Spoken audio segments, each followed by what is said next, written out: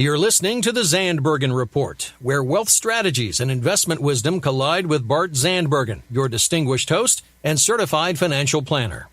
Welcome to the Zandbergen Report, showcasing wealth strategies and investment wisdom that is essential for your revolving world. I'm Letitia Berbaum, your guest host today. Thank you, Paul, our engineer here at the studio. Absolutely, absolutely. You know, we've been sitting here for a half hour just talking before the show here and getting ready as usual. Thank you so much for having us here. We really appreciate it. So fun. So today, really exciting, we're doing a fantastic guest that I've known for many years, and someone who I have really looked up to as a child, and I have watched grow and develop, and it's actually been somewhat of a mentor. I don't know if he actually knows this, but he's going to know this now. So him and his wife have built a substantial life legacy, and within that, they purchased many commercial real estate shopping centers located in Washington State. And they've been purchasing the real estate since 1999, and they also started investing before that in residential in 1994. And before that, their business really started with business ownership and franchisees. So he's really done a full circle of different businesses, as in owning your own business and commercial business and real estate. So really excited to have him on the show today and really maybe share with us a little bit about, since his journey, maybe how he was able to really pass it on to the next generation. So before I go on too much, I'd like to introduce Jim Sullivan. Hi, Letitia and Paul. This is Jim Sullivan.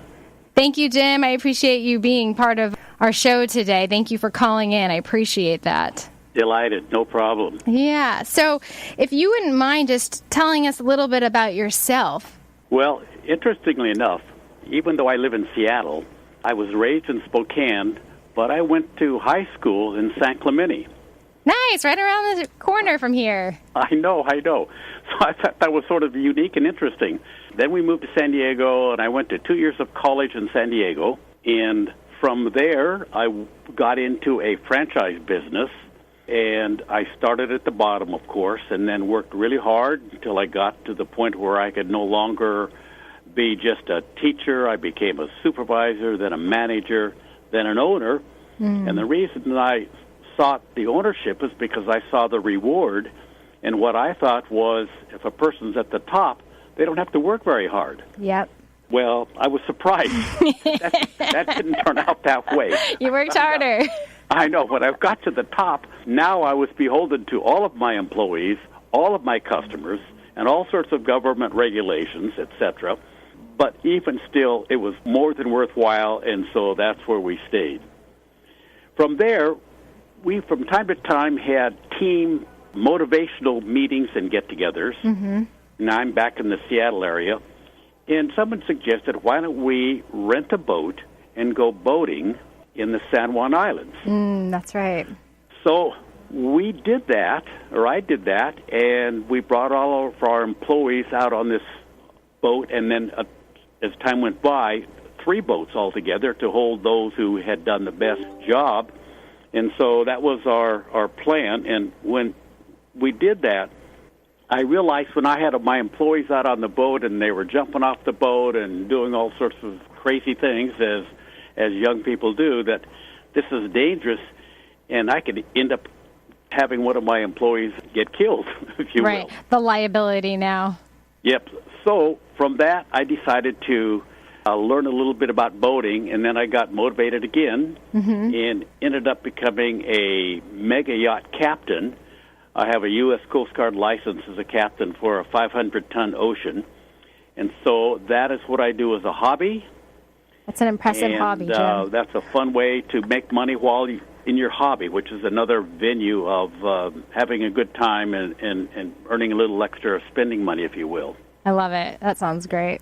So anyway, then what happened is that we sold our business in 1990, and then at that point in time, we thought, wow, I like this franchise business, and this coffee thing seems to be something we can get caught up on and make that into a successful venue.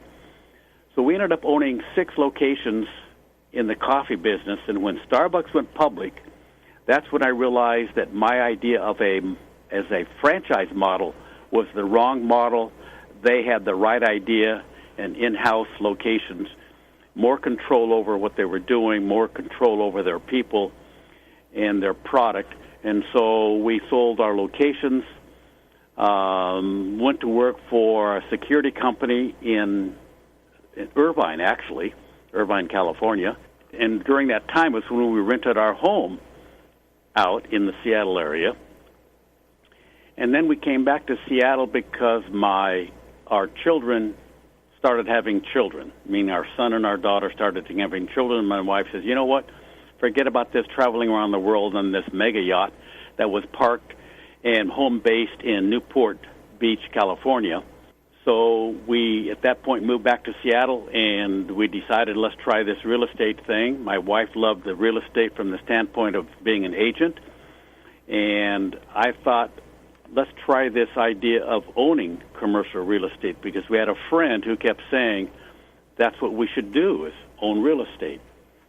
So we took our first venture into that, commercial real estate, and when we did that, the first thing that happened is that the bank says, well, we can't loan you all this money on this property, so we convinced the seller to be a guarantor on the loan for a period of 2 years, knowing that if we didn't make the monthly payments, that we would lose it, and the person we bought the property from would regain back all of our down payment and the property, and it would be 2 years more mature, if you will. Mm-hmm. So that's how we did that. We took that risk. And by the way, something that I strongly believe in is that there was a study done of entrepreneurs, ex-CEOs who had retired from being very successful in whatever their field was. And the question was asked, what would they do different if they were to if they were to do their life over again? And the most popular, the most common answer amongst these retired CEOs was they would take more risk. Oh, interesting. Yes. So that's a philosophy that I think is very important, that I have lived by. Yeah. And I believe that when one takes risk, and if you fail, that's when you have an opportunity to learn.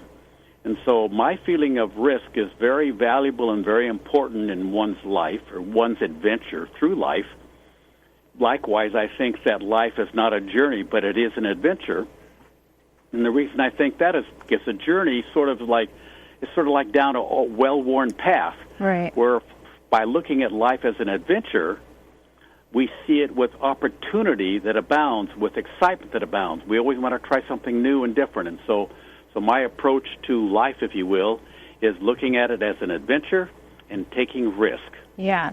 So you said to me before you want to pass this thought to your children and grandchildren, and you sit around the dinner table and really talk to them about risk and kind of thinking outside the box. And so you have 4 amazing grandchildren. Tell me a little bit about that question that you posed to them based on risk. So that your audience knows, I have 1 daughter and 1 son. Okay. And each of them have 2 children. Mm-hmm. All of them are boys. All 4 are boys. Mm-hmm. And they happen to be 2 years apart. One of the goals in my wife and our lives is to be closely associated with family, mm-hmm. and also more so even with our grandchildren, because there's an opportunity. I mean, we took our best shot with our kids. Right. But now we have our grandkids, and maybe we can be more of a guiding influence with them. So yeah, our goal was to spend a lot of time with our grandkids, and the good news is our son and daughter gave us that opportunity to be with their children often and frequently. That's great. So when we would go places in the car, I would put on, we would talk about different things in life in an effort to stimulate their brain, if you will. I believe that children in particular are hardwired to learn, so it's important for those of us who are parents and grandparents is to do everything we can to feed that quest that young minds have. Taking advantage of teaching moments. Yes. And so as we would drive, instead of just driving and doing essentially nothing, we tried making use of our drive time as we took the kids to the lake or took them to the mountains or wherever. Right. And listened to audio tapes. Yeah. And so that was our fun thing to do. And then what happened was our oldest of the 4 grandkids was graduating from the 6th grade. And my wife came to me and said, we need to get them a gift. Yes, we got to get him a gift. I said, what do you mean get him a gift? Well, what did he do? Well, he graduated in the 6th grade. I said, well, doesn't everybody? I mean, is this a big accomplishment? Right. And then she gave me that look, and I realized, okay, I got it. We got to get him a gift. So what I did was I thought, let's shirttail on what we had been working with the kids from time to time. Yeah. As we were working with them, and that is, I printed up a certificate in my computer. And in the certificate, it said, this entitles you to 100 shares, or it was $100, I don't remember which, of SIRI stock. And I put it on a paper and put it in a big envelope. So when we went to the graduation and we're ready to hand the young man his gift, he had this eager look in his eyes, oh, he's going to get this great gift from Grandma and Grandpa. So he pulls this sheet of paper out, and it says, 100 shares of SIRI stock. Now, did he know what the stock was? He had no idea. he had no idea. He's in 6th grade. Right.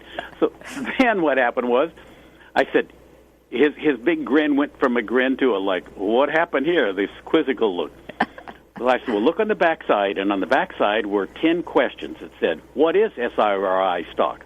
Sirius Satellite Radio. Yeah. I didn't tell him that, but he had to figure that out. He had to go find it out. Yeah. And how many shares are outstanding, and what is the price per share, etc. And those questions, I said, once you answer those questions, then we will receive your gift of this 100 shares of Sirius Satellite Radio stock.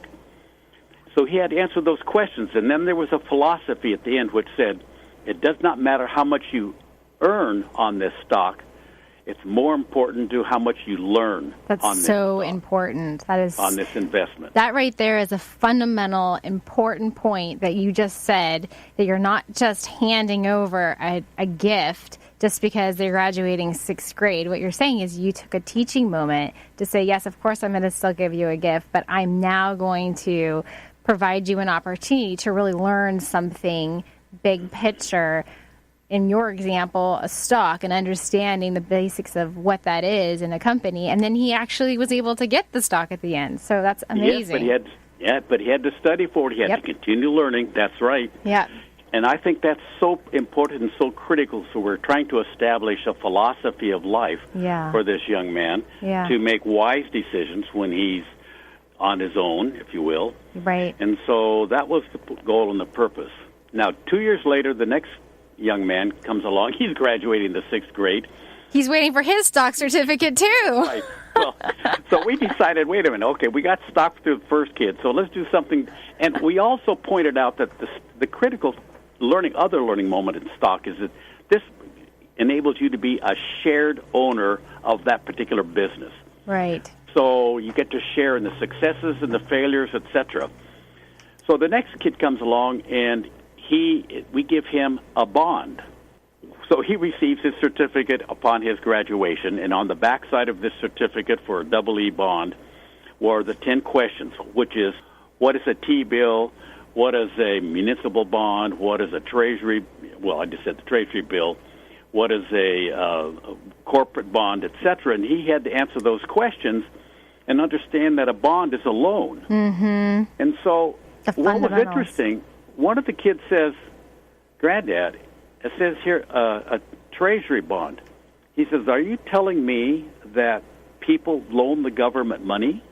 I said, yes, they do. That's why it's a bond. That's a treasury bill. The light bulb went off. He goes, wow, he had no idea that that's where much of the money comes from the government anyway. And so that was another learning moment, that it was a loan in essence. Okay, Jim, we're going to take a real quick break. Okay. For a commercial, and we'll be right back. Perfect. All right. I'll be here.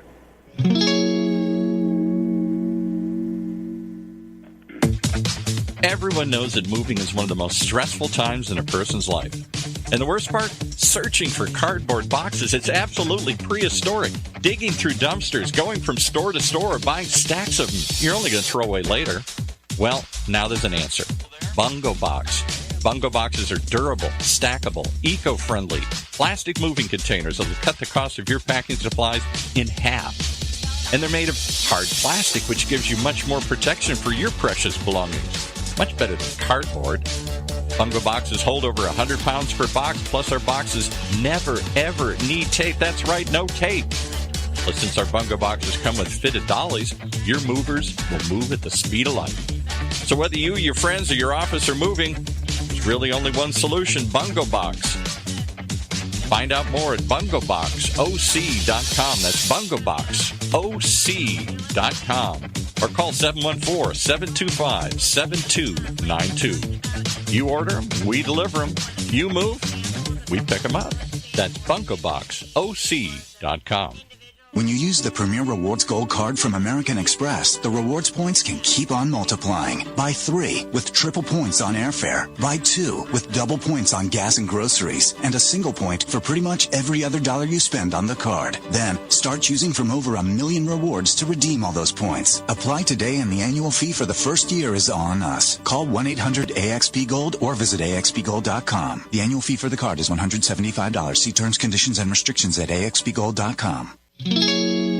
All right, back to Letitia and her guest. Thank you so much, Paul. So I wanted to be able to, also say one thing. As my experience over the years, I've seen many people build wealth or success in, like you just said, the CEOs in many different ways. And one I've seen is being a business owner. Another one I've seen is through investments. And the last one I've seen is real estate. And again, there's a lot of other ways to become successful, but those are some of the 3 most consistent ones that I've seen throughout my career.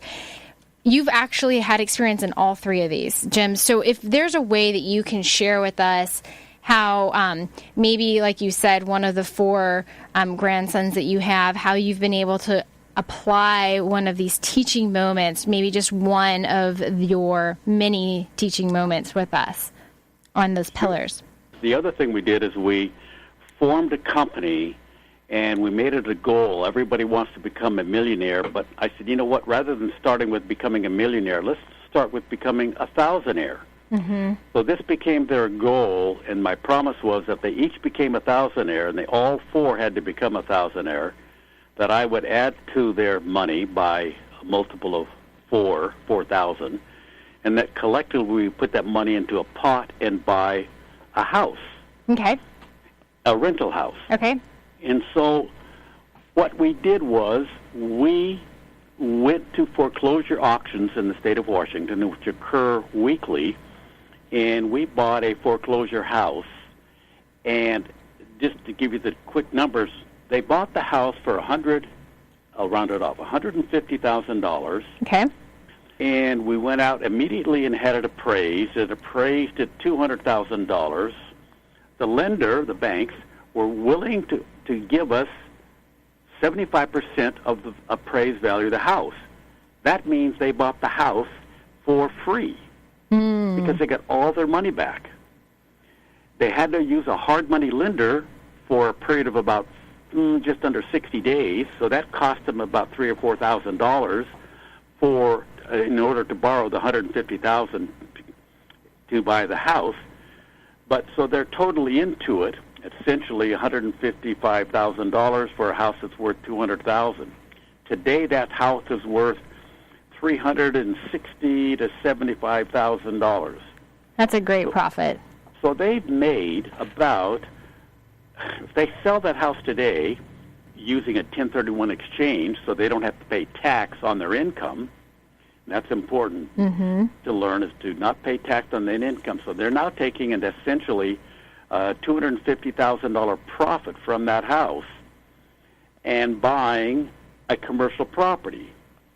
Now, the importance of buying commercial property is that you can earn money 4 ways in commercial property. And I did not understand that early on in my career because I didn't understand what those different elements were to make that up. Our kid's goal is to take the $250,000, buy $1 million property, i.e. putting 25% down, and borrowing the $750,000. Today, you can buy $1 million property almost anywhere in the country, commercial property, and receive anywhere from a 6 to 7% return on your money. In other words, that's called the cap rate. Or if it were a savings account, that would be the interest rate. So on $1 million property, that would produce $60,000 to $70,000 a year in income. That's a nice cash flow. Yes, that's what we call a positive cash flow. And that positive cash flow is the free cash flow, if you will, because there are other monies that the tenants pay which go to the maintenance of the property, the taxes on the property, the insurance on the property, and the management of the property. Those are what we call triple nets. And that means that we're going to be able to hire a professional management company to manage that property, collect the rent, and pay the bills and provide a monthly financial statement. And that's included in the rent of the tenant. So they typically pay a base rent and they pay a triple net expense. And they're covering all of their own expenses, and it's not affecting your cash flow. Right. So now I have a cash flow of $60,000 to $70,000 a year. I go to the bank, I borrow $750,000 or $750,000, and my loan for $750,000 at the current bank interest rates, I just did a loan last month, that current interest rate is about 4.5%. That means that my annual cost of my loan is $50,000. That counts my principal and interest is $50,000. So if I'm able to borrow money at 4.5% and receive a 6.5% return on my money, how much money would a person borrow? Well, if I could borrow at 4.5% and get a return of 6.5%, I would want to borrow trillions. As much as you can. Because you're making 2% on the spread. Right. We have about 2 minutes left, so I want to be able to make sure that we're able to finalize your thought of this amazing story that you turned a residential into a commercial, cash flowing, their out-of-pocket essentially was minimal, and now they're already they're doing well with their commercial property. Yes, this is in the process, the one I just mentioned. And so this property, instead of going up like their currently $350,000 home, if the appreciation on property, one of the ways you make money is the appreciation. So if the real estate goes up at 4 or 5% a year, and you have $1 million property, that's a $40,000 to $50,000 a year gain. Number two, the amount of money we put into this was leveraged at a 3-to-1 or a 4-to-1 leverage ratio. Yep. So I'm not just making a 2% return on my money or an 8%, 7% return on my money. I'm making, let's say, 21 to 25% return on my money of the actual money that I'm using to purchase the property. Then the tenants are paying for their loan, the whole amount of the loan, and my loan is going down annually by the interest rate on that loan. I mean, the principal paid on that loan on a one-year basis is $16,000. So that's an automatic savings plan. Right. All I can say is that I urge anybody and everybody to try making the leap from residential to commercial. Exactly. And because in residential, tenants are concerned about things like, are there breadcrumbs in the toaster or something like that? Exactly. Right? Well, Jim, that's all the time that we have today, and I'd like to encourage listeners, if they want to know more, and I'd love to have you back in again, and I really appreciate your time. I'm sure that you and I can talk for hours and hours, that you have so much knowledge, and I just wanted to thank you so much for being on our show today. I really appreciate it. Hey, it's my pleasure. Thank you. Thank you. Have a good one. Tune in next week for the latest edition of the Zandbergen Report, Tuesdays at 2 p.m. Catch up on our recent shows by visiting www.bartzandbergen.com.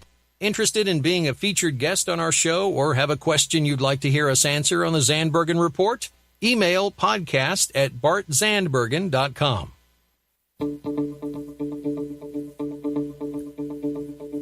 The Zandbergen Report is a production of OC Talk Radio and is provided for educational purposes only. The content of this program and the views of the guests should not be considered as recommendations by OC Talk Radio or investment advice from the host, Bart Zandbergen, or any other entity attached to this production. Investors should always consult qualified financial, investment, tax, or legal professionals prior to investing.